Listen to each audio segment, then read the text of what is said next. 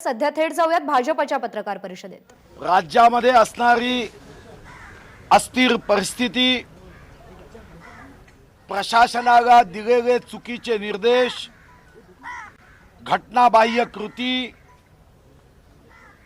केंद्र सरकारचे कायदे मानण्यासाठी दिलेला नकार, कोरोनाच्या संकटामध्ये जगामध्ये नियंत्रण करण्याचा प्रयत्न होत असताना इथं मात्र फक्त भाषण देऊन कोरोनाला बंदोबस्त करण्याचा असफल प्रयत्न, भ्रष्टाचार पराकोटीला पोहोचला, पोलीस विभागांना कायदा व सुव्यवस्थेचं संरक्षण करण्याच्या साठी वापरण्याच्या ऐवजी आपला पक्ष मजबूत करण्यासाठी भ्रष्टाचाराच्या माध्यमातून खंडणी वसूल करण्यासाठी वापरणे, असे 100च्या वरती प्रकरण आम्ही महामहिम राज्यपाल महोदयांना दिलेत। महामहिम राज्यपाल महोदयांना माननीय विरोधी पक्ष नेते देवेंद्र फडणवीसजींच्या नेतृत्वामध्ये आम्ही विनंती केली की या संदर्भातला अहवाल प्रशासनाकडून मागण्याची आवश्यकता आहे। माननीय मुख्यमंत्री महोदय हे राज्याचे वास्तविक प्रमुख आहेत, तर महामहिम राज्यपाल महोदय हे घटनात्मक प्रमुख आहेत। या घटनेच्या चौकटीत जर राज्य सरकार कृती करत नसेल, प्रशासन दबावात असेल, सत्तेचा आतंक मंत्रालय व प्रशासकीय अधिकाऱ्यांवर असेल, तर या दृष्टीने अहवाल घेण्याची आवश्यकता आहे।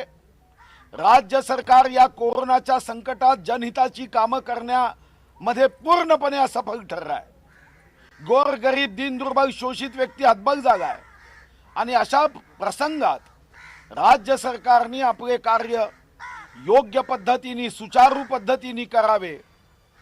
भ्रष्टाचार मुक्त, भयमुक्त, भीतीमुक्त राज्य व्हावं, या दृष्टीने या सरकारचे 100 असफल बिंदू हे आम्ही माननीय महामहिम राज्यपाल महोदयांना सादर केले आहे आणि या संदर्भात मुख्यमंत्र्यांना या संदर्भातला अहवाल माननीय राज्यपाल महोदयांनी मागवावा, मुख्य सचिवांना मागवावा आणि यासोबत आज अधिकाऱ्यांवर जो आतंक आहे, त्यांना बदलीची भीती दाखवली जाते, कारवाईची भीती दाखवली जाते आणि अशा अधिकाऱ्यांना त्यांचं काम जनहितासाठी करण्यासाठी जी बाधा उत्पन्न होत आहे, संवैधानिक अडचणी उत्पन्न होत आहे, या सर्व अधिकाऱ्यांना राज्यपाल महोदयांनी कायद्याच्या माध्यमातून संविधानाच्या चौकटीत त्यांची प्रत्येक कृती व्हावी यासाठी संरक्षण देण्याची आवश्यकता आहे। यासोबत राज्यामध्ये जो भ्रष्टाचार, जी खंडणी मागण्याचे प्रकरण आहेत, ट्रान्सफर मधलं रॅकेट आहे, हे सन्माननीय विरोधी पक्ष देवेंद्र फडणवीसांनी पुराव्यासहित सर्वप्रथम विधानसभेच्या व्यासपीठावर मांडलं, पण तिथेही दाबण्याचा प्रयत्न झाला। आता आम्ही या संदर्भात महामहिम राज्यपाल महोदयांनी हस्तक्षेप करण्याची आवश्यकता आहे, हे माननीय विरोधी पक्ष नेत्यांनी सांगितलं आहे। राज्याला वाचवणं गरजेचं आहे, जनतेला न्याय देणं गरजेचं आहे, संविधानाचं रक्षण करण्याचं गरजेचं आहे आणि प्रशासनाच्या माध्यमातून या साऱ्या संकटात योग्य पद्धतीने राज्य पुढे नेण्यासाठी राज्यपाल महोदयांनी हस्तक्षेप करावा अशी आम्ही विनंती केली। माननीय देवेंद्रजी बोलतील, मग आपण बाकी।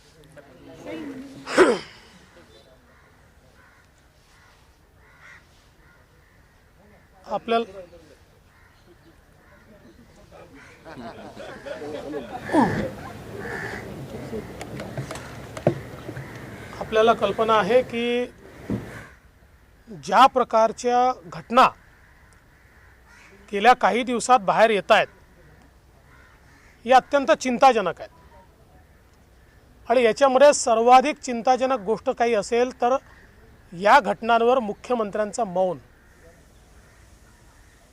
एक शब्द माननीय मुख्यमंत्री या संदर्भात बोलत नाहीयेत। सन्माननीय पवार साहेबांनी 2 प्रेस घेतल्या पण दुर्दैवाने झालेला प्रकार पाठीमागे घालण्याचाच प्रयत्न त्यांनी केला आहे. काँग्रेस पार्टी ही तर अस्तित्वहीन दिसते आहे. या संपूर्ण प्रकरणात त्यांची भूमिकाच नाही आहे. त्यांचे नेते दिल्लीत काहीतरी बोलतायत, इथे वेगळं बोलतायत. एकूणच या महाविकास आघाडी सरकार म्हणा का महावसुली आघाडी सरकार म्हणा, यांनी सगळी नैतिकता ही पूर्ण पायाखाली तुडवली आहे. केवळ सत्तेकरता या ठिकाणी हे सगळं काम चाललेलं आहे. त्याच्या पलीकडे काहीच नाही आहे. आणि माझा तर काँग्रेसला सवाल आहे की काँग्रेसने सांगितलं पाहिजे त्यांना किती हिस्सा आणि वाटा मिळतो आहे. ज्या प्रकारचं त्यांचं मौन आहे, त्यांना वाटा आणि हिस्सा किती आहे हे देखील आता या ठिकाणी आम्हाला समजलं पाहिजे. आणि म्हणूनच आज राज्यपालांना आम्ही भेटून वेगवेगळ्या प्रकारच्या घटना दिलेल्या आहेत. आमची अपेक्षा आहे की मुख्यमंत्री जर बोलत नसतील तर संवैधानिक प्रमुख म्हणून माननीय राज्यपालांनी त्यांना बोलतं केलं पाहिजे. माननीय राज्यपालांनी त्यांच्याकडनं अहवाल घेतला पाहिजे. या खंडणीच्या घटनांचं काय त्यांनी कारवाई केली, जे रॅकेट बाहेर निघालेलं आहे त्या रॅकेटवर त्यांनी काय कारवाई केली, या सगळ्या गोष्टी या राज्यपालांनी त्यांच्याकडनं घ्याव्यात आणि हा अहवाल त्यांनी मागवावा. याकरता आज आम्ही भेटलो आहे. करता हूं भाई हिंदी.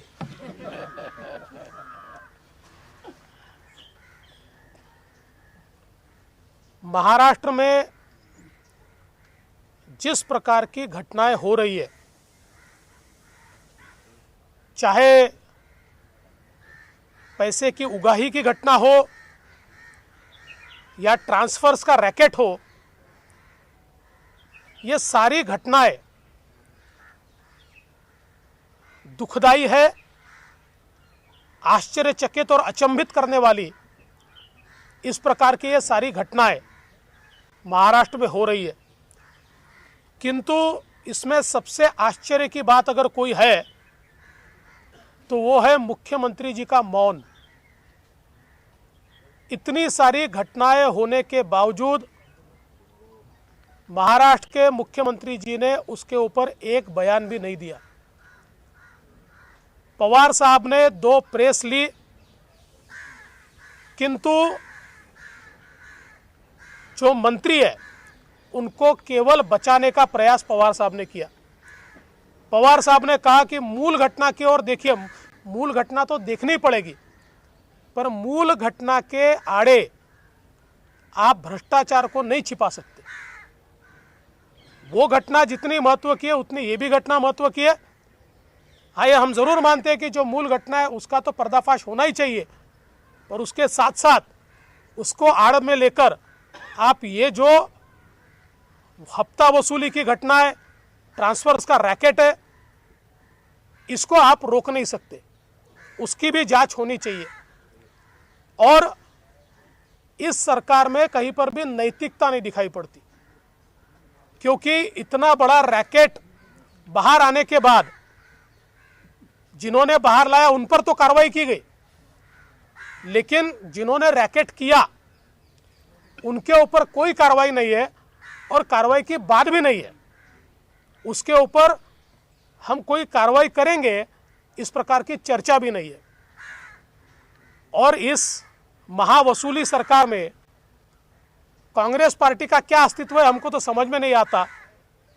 पर यह ध्यान में आता है कि शायद ये जो हफ्ता वसूली हो रही है इसमें बड़ा हिस्सा उनको भी शायद मिल रहा होगा, इसलिए वो मौन है, वो कुछ कह नहीं रही है. और इसलिए हम उनको भी पूछना चाहते हैं कि भाई आप भी बता दीजिए कि आपकी जितनी सत्ता में हिस्सेदारी क्या उतनी हफ्ते में हिस्सेदारी है. कुल मिलाकर इस सरकार ने पूरी तरीके से नैतिकता को छोड़ दिया है, लोकतंत्र को छोड़ दिया है और मनमानी हम सरकार चलाएंगे, हफ्ता भी वसूल करेंगे, ट्रांसफर का रैकेट भी करेंगे, और ये सारी चीजें होते हुए कोरोना की ओर तो इस सरकार का ध्यान ही नहीं है।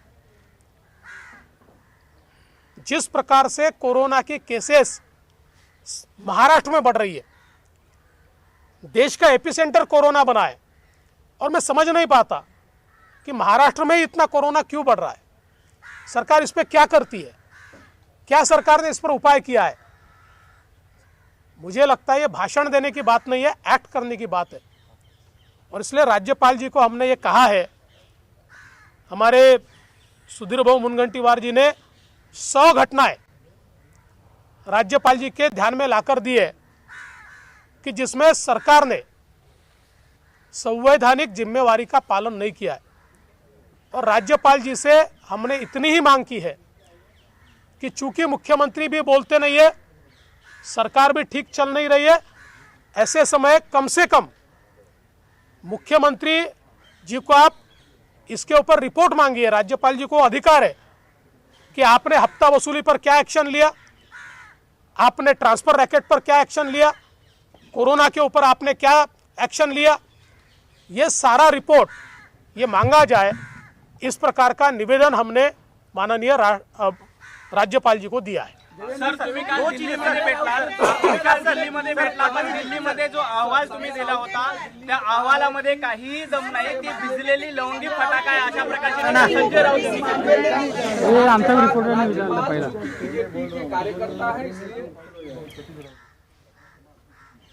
काल जो अहवाल मी दिलेला आहे तो लवंगी फटाका आहे की ॲटम बॉम्ब आहे हे लवकरच लक्षात येईल। एवढे का घाबरले? जर तो लवंगी फटाका होता तर 25 ऑगस्टपासनं तो दाबून का ठेवला? कोणाचे चेहरे बाहेर येणार होते?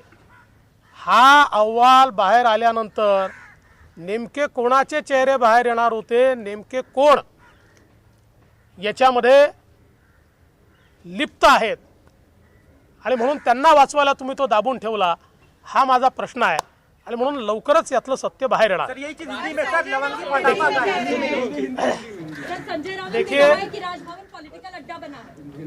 देखिए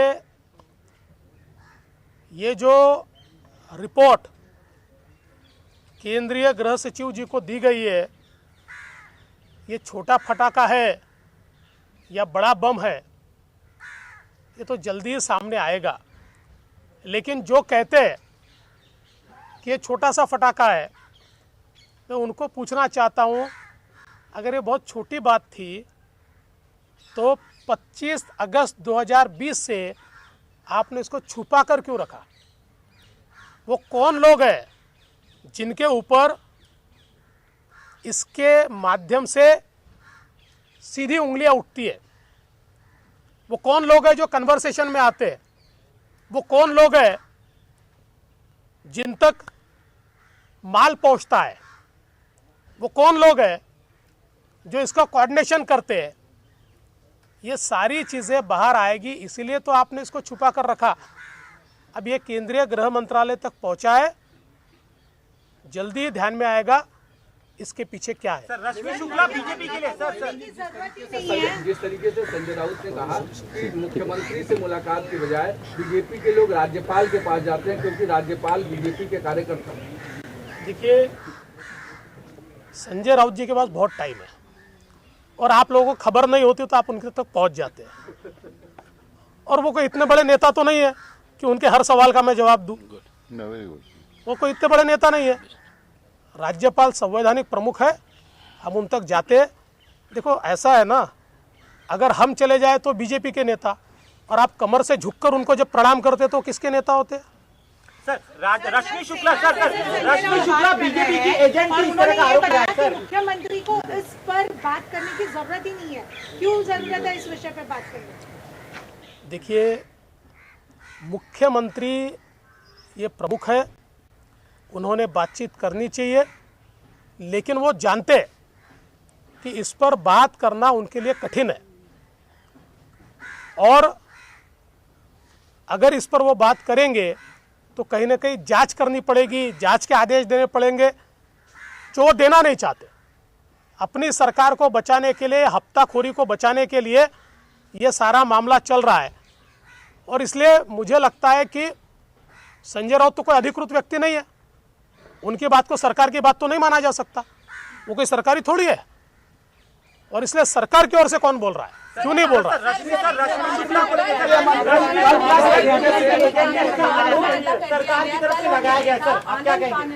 देखिए, कोई अधिकारी अगर सच कहे तो बीजेपी का एजेंट और हफ्ता वसूल करके दे तो क्या शिवसेना का एजेंट?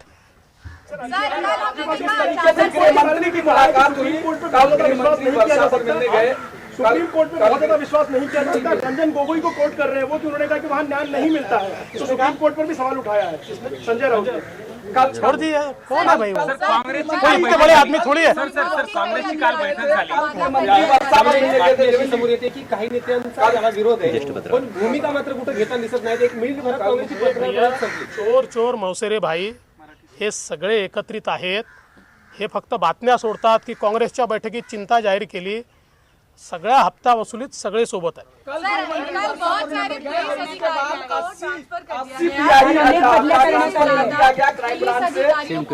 कल गृहमंत्री वर्षा पर मिलने गए और उसके बाद ये पूरा ट्रांसफर हुआ 80 अधिकारियों का। देखिए, जो बूंद से गई वो हौद से नहीं आती। इस प्रकार की चीज़ें पहले करने की आवश्यकता थी, जब ये ध्यान में आ रहा था कि इतने बड़े पैमाने पर लोग हफ्ता वसूली में लिप्त है, उस समय ये करना चाहिए था। लेकिन मैं ऐसा मानता हूँ एडमिनिस्ट्रेटिव बाब है और इसलिए इसके ऊपर मुझे कोई कमेंट नहीं करना। मुझे ऐसा लगता है कि इसके बाद अगर सुधार हुआ तो हम इसका स्वागत करेंगे। गोपनीय पत्र फोडल्याबद्दल महाविकास आघाडीकडनं गुन्हा दाखल करण्याचा प्रयत्न केला जातो। ज्या पद्धतीचा गोपनीय अहवाल रश्मी शुक्ला यांनी दिला आणि ते जर बाहेर केलं तर अशा पद्धतीचा गुन्हा आहे, अशा सरकारचं गुन्हा तर माझ्यावरच दाखल करावा लागेल ना। गृहमंत्र्यावर, कारण गृहमंत्री अनिल देशमुखांवर हा गुन्हा करावा लागेल की गोपनीय पत्र बाहेर केलं, जे पत्राचं संरक्षण करू शकत नाही ते जनतेचं आणि देशाचं आणि राज्याचं करते। ज्यांना पत्र आपलं गुप्त पत्र हे सुद्धा वाचवता येत नाही, त्यांना तर एक क्षण पदावर राहण्याचा अधिकार नाही, एका सेकंदात राजीनामा देऊन बाहेर गेलं पाहिजे। खास करून रश्मी शुक्लांवर गुन्हा दाखल करण्याची मागणी केली। नाही, गुन्हा त्यांच्यावर दाखल काय, म्हणजे एखाद्या प्रामाणिक अधिकाऱ्यांनी सत्यस्थिती सांगणं हा गुन्हा होतो। आणि तुमच्या फाईल मधून तो पत्र बाहेर जाणं तुमच्या अधिकाऱ्यांच्या माध्यमातून, तुमच्या पीएच्या माध्यमातून, तुमच्या पीएसच्या माध्यमातून खंडणी घेणारे जे अधिकारी आहेत त्यांच्या हातून जर बाहेर गेलं तो गुन्हा कोणावर दाखल करता? हा गुन्हा तर गृहमंत्र्यावर दाखल केला पाहिजे। गृहमंत्र्यांना एक क्षण पदावर राहण्याचा अधिकार नाही। हे जगामधल्या अनेक पंतप्रधान, राष्ट्रपती भवनामधून जेव्हा अशा घटना झाल्या त्यांनी राजीनामे दिले, त्यांना आठवण पाहिजे असेल तर आम्ही पूर्ण इतिहास काढून देतो। विषय मी बाहेर काढलेला आहे, त्यामुळे गुन्हा दाखल करायचा असेल तर माझ्यावर करावा लागेल आणि मी त्याची पर्वा करत नाही। जर हप्ताखोरी होत असेल, रॅकेट होत असेल आणि त्या रॅकेटमधनं महाराष्ट्राची बदनामी होत असेल तर महाराष्ट्राची बदनामी होऊ नये याकरता 4 गुन्हे अजून माझ्यावर दाखल झाले तरी मला फरक पडत नाही। मी कोर्टात जाईन, कोर्टात ते सिद्ध करेन।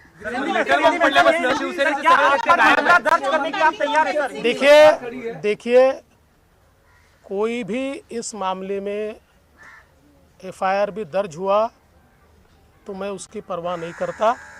मैंने महाराष्ट्र के हित के लिए ये काम किया है। जो एक प्रकार से गुनाह हुआ था और उस गुनाह को छुपाया गया था, 25/8 को रिपोर्ट जाने के बाद कॉग्निजेबल ऑफेंस हुआ था और उस कॉग्निजेबल ऑफेंस को छुपाने का काम इस सरकार ने किया था। उसको अगर मैंने उजागर किया है और महाराष्ट्र की प्रतिष्ठा को बचाने का काम किया, ये अगर गुनाह है तो ऐसे 4 गुनाह मैं और करूँगा और मैं कैसे सही हूँ ये मैं न्यायालय में जाकर बताऊंगा।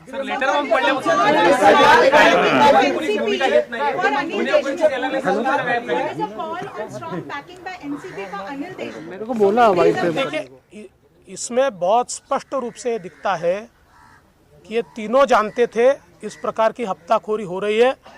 ये तीनों पार्टियों को पता है कि इसमें का सत्य बाहर आया तो तीनों का चेहरा खुला हो जाएगा। इसलिए वो उनको बैक कर रहे हैं। सर याला लागून मनसुख हत्या प्रकरणामध्ये सर मनसुख हत्या प्रकरणाची राज्यपालांची भेट घेतल्यानंतर भाजपच्या नेत्यांनी पत्रकार परिषद घेतलेली आहे। राज्यामधले महत्त्वाचे 100 मुद्दे 100 घडामोडी राज्यपालांच्या निदर्शनास आणून दिलेल्या आहेत असं भाजपच्या नेत्यांनी सांगितलंय। कोरोना परिस्थिती हाताळण्यामध्ये राज्य सरकार अपयशी ठरलेलं आहे अशी टीका करण्यात आलेली आहे।